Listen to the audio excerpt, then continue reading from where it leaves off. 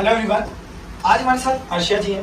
ठीक है, वैसे तो मेरे हर एक बच्चा प्यारा ही होता है, तो ये भी प्यारे थे, हैं, रहेंगे।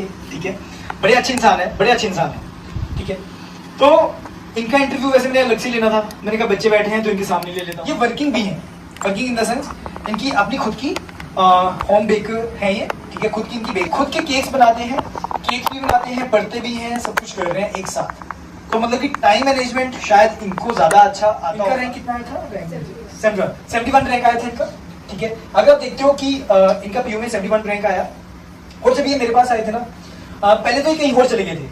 इन्होंने मुझे बताया इस समय कहीं और चली गई थी, 2-3 दिन उन्होंने 7-8 जगह गए थे, ये 7-8 जगह गए थे, तो 2 दिन तो कहीं और ही जा रहे थे। तो बाई चांस ये कुदरती मेरे पास आ गए, और लिटरली बता रहा हूँ, एक ऐसे स्टूडेंट है, इतना टाइम हो गया इनको पास आउट हुए, 3-4 महीने हो गया है ना, ये अभी तक मेरे टच में है। ठीक है, और सबसे बड़ी बात, बीच में ना मैं थोड़ा सा बीमार हो गया था, गला खराब हो गया था मेरा। एक यही बच्चे थे, सिर्फ एक यही बच्चे 10 दिन रेगुलर, सर सुबह मैसेज आता था, सर आप ठीक हो, शाम को सर आप ठीक हो, 10 दिन लगातार, लिटरली बता रहा हूँ।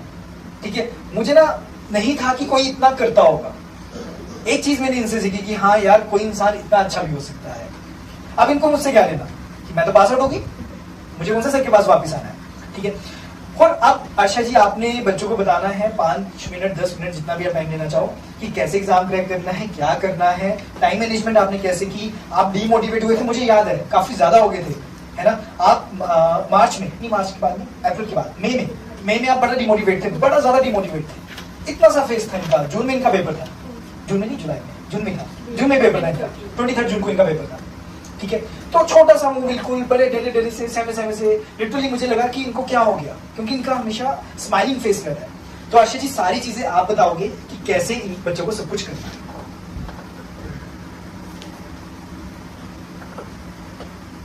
हेलो एवरीवन, तो मैं सर के पास आई थी जनवरी में।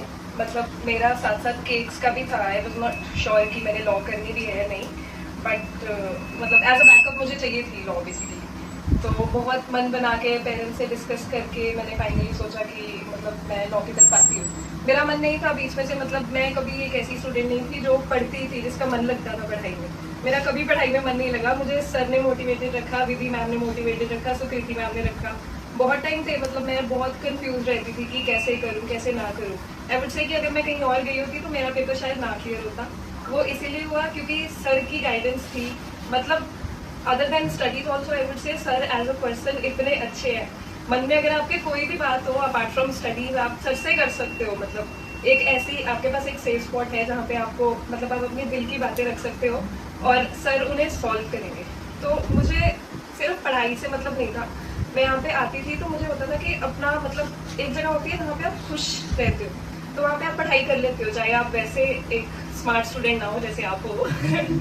मैं कभी मेरा पढ़ाई में नहीं था मन, बट मेरा सर ने मन लगा के रखा, तो मेरा पेपर क्लियर हुआ है। तो उसका 100% क्रेडिट सर को जाता है, विधि मैम को जाता है, सुकृति मैम को जाता है। ये तो होगी मेरी तारीफ। अब नहीं, दिस इज द रियलिटी। मैं कोई शुगर कोट नहीं कर रही हूँ, मैं एक्चुअली दिल से कह रही हूँ कि मेरा नहीं होता पेपर क्लियर अगर आपकी वो प्यार ना होता। कि यहाँ पे आके मेरे को लिटरली पे को भी ऐसा फील होता है कि मैं अपने घर में हूँ, मुझे नहीं फील होता कि मैं कहीं बाहर आई हूँ। मैं अगर 5 साल बाद भी आऊँगी तो भी मुझे यही चीज़ फील होगी। लिटरली इनको यही होता है। अभी ना डिपार्टमेंट जा रहे हैं, आज इन्होंने कहा, कहते सर शायद आकाश आपके पास ही 3 साल मैं लॉ कर लेती, लॉ की डिग्री आप ही दे देते, मैं आपके पास ही पढ़ लेती।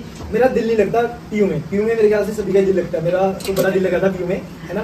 तो बड़ा मजा आता है। बट देखो, एक मैं हमेशा बोलता हूँ कि आप सब एक फैमिली बन जाते हो, एक रिलेशन बन जाता है। सेम इन्हीं सबके साथ मेरा है।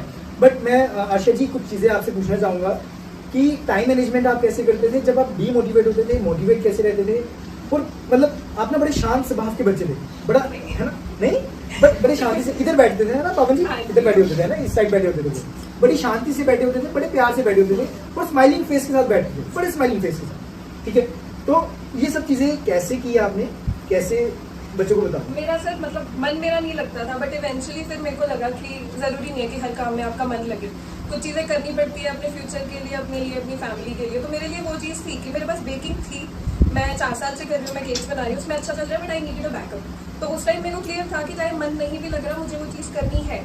मैंने हर चीज़ उस अकॉर्डिंग की जो सर ने बताया। सर ने बोला कि इतना टाइम इससे लगाओ। सर को अब हर एक बच्चे का पता होता है, यहाँ पे मुझसे 50 बच्चे भी बैठे हो, सर को एक एक बच्चे का पता होगा किस में कौन अच्छा है, किसमें किसको इम्प्रूवमेंट चाहिए। तो सर की जो फीडबैक होती थी तो I used to work on that, और फिर वो मेरे को हेल्प करी इवेंचुअली। सर अगर बोलते थे कि इतना टाइम पढ़ो, ये चीज़ इम्प्रूव करो, तो मैं वो करती थी। मतलब मेरे को पता था कि करना है, मन नहीं भी कर रहा फिर भी करना पड़ेगा। हमेशा आपका मन नहीं करेगा पढ़ने का, मेरा कभी भी नहीं करता था, बट वो हो गया फिर धीरे धीरे। पर आशा जी, मॉक टेस्ट कितने ज्यादा इंपॉर्टेंट है? मतलब बच्चे ना मॉक टेस्ट नहीं करते, आपको भी पता है, हमारी अकेडमी में भी काफी बच्चे थे जो सिर्फ थ्योरी लगाते थे, लेक्चर्स लगाते थे, मॉक टेस्ट के टाइम में चले जाते थे, है ना। तो मॉक टेस्ट आपने सारे दिए, है ना, तो मॉक टेस्ट कितने ज्यादा इंपॉर्टेंट है ये भी बच्चों को बताओ। मतलब क्लास में जो आप नॉलेज ले रहे हो वो चीज़ अलग है, आपको थ्योरेटिकल उसका पता चल रहा है, लेकिन मॉक में आपको सपोज कोई क्वेश्चन है आपको नहीं भी आता होता, तो आप जब वो करते हो तो एक थोड़ा पता चल जाता है कि हाँ ये सही आंसर हो सकता है। थोड़ा गेस वर्क में भी वो चीज़ आपकी स्ट्रांग हो जाती है कि हाँ आप उस पर वर्क कर सकते हो। कोई इंप्रूवमेंट है आपको सर बताएंगे, धीरे धीरे जितने मॉक दोगे उतना आपके लिए बेटर है, ओवरऑल आपको वो हेल्प करेगा। ठीक है, आशा जी कुछ और कहना चाहोगे? नहीं? रिविजन। अच्छा, revision is also very important, मतलब रिवाइज करना चाहिए।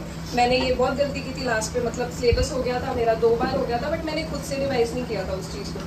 तो जितनी बार रिवाइज करोगे उतनी बार आपकी वो चीज़ और स्ट्रांग होगी। मतलब अगर आपको लगता भी है कि ये टॉपिक आता है उसे बार बार पढ़ते रहो, स्पेशली कॉन्स्टिट्यूशन के आर्टिकल्स वो मुझे एंटर कंफ्यूज करते रहे हैं, बट जितना रिवाइज करोगे उतना ज़्यादा बढ़िया होगा। मॉक दो, रिवाइज करो, मतलब keep on working even if you think कि यू आर परफेक्ट, तो फिर भी करते रहो, वो चीज़ आपको हेल्प करेगी।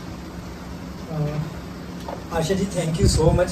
ठीक है, बड़ा अच्छा लगा आपसे मिलके। और मैं ये भी चाहूँगा कि एकेडमी में अगर 100 बच्चे होते हैं तो 30-40 का ही क्रैक होता है, 50 का होता है, या मैक्स टू मैक्स 60 का होएगा। सिर्फ मैं पीयू की बात कर रहा हूँ। अगर सभी यूनिवर्सिटीज़ की बात कर रहे हैं, कहीं ना कहीं तो बच्चा चला जाता है, तो कहने को तो 90-100% भी रिजल्ट कहने को हो जाता है ना। बट आप बच्चे ज़्यादातर क्लैट या पीयू को ही फोकस करते हो, है ना, या मैक्स टू मैक्स सिम्बोसिस को करते हो। 3 यूनिवर्सिटीज़ हैं जो हमारे नॉर्थ इंडिया के बच्चे फोकस करते हैं। तो इन 3 यूनिवर्सिटीज़ में जाना है तो यही मूल मंत्र है। ठीक है, तो यही कहूँगा कि अगर एकेडमी में 100 बच्चे हैं तो अगर 60-70 का हो रहा है, बाकियों का नहीं हो रहा, तो वो बेचारे बच्चे ना जस्ट नहीं आ पाते इंटरव्यू लेने, या फिर है ना बच्चे को बताने। उनको कहीं ना कहीं अंदर से होता है, मुझे पता है, लिटरली होता है।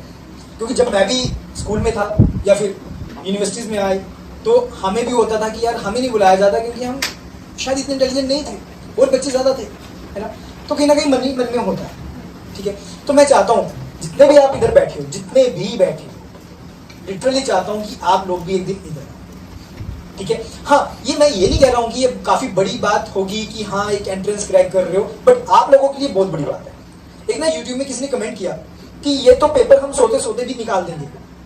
आगे किसने रिप्लाई किया नहीं बोलूंगा, ठीक है, जो भी किया, ठीक है, अब पता नहीं किसने किया, ठीक है, किसने बड़ा अच्छा रिप्लाई किया, ठीक है, देखा किसने? हाँ, मैंने देखा रिप्लाई, याद है क्या किया उसने? उन्होंने मतलब कहा था कि सब आपके जितने इंटेलिजेंट नहीं होते, हाँ, कुछ मतलब हाँ ऐसा कुछ उसने कहा। ठीक है, आपके उस टाइम आपके लिए ये टाइम मेरे ख्याल से सबसे बड़ी चीज़ है, ये सबसे बड़ी अचीवमेंट है।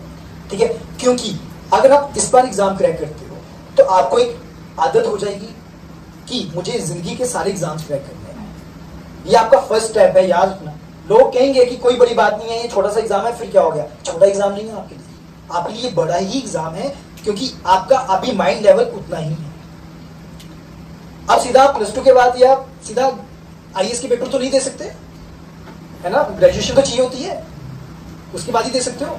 अब ग्रेजुएशन के बाद जो बच्चे 3 लॉ करते हैं, अब आपके साथ सारे बच्चे वो बैठे हैं जो कि यूपीएससी की भी तैयारी कर रहे हैं, सारे जो भी PCS वगैरह जो भी एग्जाम्स होते हैं उसकी तैयारी कर रहे हैं, वो बच्चे आपके साथ बैठ के एग्जाम दे रहे हैं 3 ईयर वालों के साथ। आप सोचो, आप उनके साथ कंपीट कर रहे हो, फिर आपने PU में एडमिशन ली, आपका दिमाग कहीं ना कहीं उनके जैसा ही है।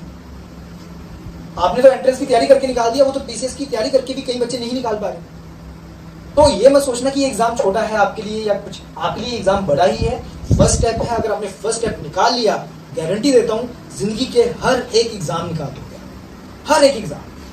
तो इसलिए मैं चाहता हूँ जितना भी मेरा ये बच्चा बैठे, जितनी भी मेरी ये फैमिली बैठी है, तो ये सारी की सारे बच्चों की, मेरी फैमिली के एग्जाम क्रैक होना चाहिए और सारे बच्चे इधर आए कि हाँ सर हम कब बुला रहे हैं, ये चीज़ होनी चाहिए। ठीक है, तो आशा करता हूँ आप सभी यही ऐसे ही अप्रोच बनाओगे, जैसे इन्होंने कहा रिवीजन, आप इन्होंने कहा कि मॉक टेस्ट देने हैं, रेगुलर देने हैं, जो भी इन्होंने चीज़ें बताई वो आपको भी करनी है। मैंने आपको कल भी एक चीज बताई थी, जो इंसान सक्सेसफुल होता है उसकी बातें हम मानते हैं, क्योंकि उसको पता है कि कैसे मैं सक्सेसफुल हुआ।